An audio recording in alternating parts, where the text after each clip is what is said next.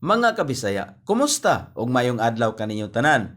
Kini ang inyong higala kabisaya Nonoy B.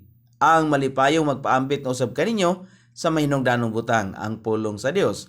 Karon atong kutloon ang Salmo kapitulo 139 bersikulo 24 nga nagkanayon og tan-awa kun aduna bay bisan unsa nga dautan nga dalan dinhi kanako ug tudloy ako diha sa dalan nga walay katapusan.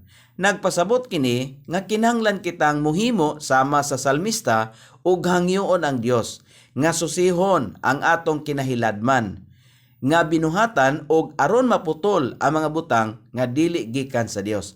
Ang labing maayo nga paagi sa pagwagtang sa bisan unsa nga kangitngit.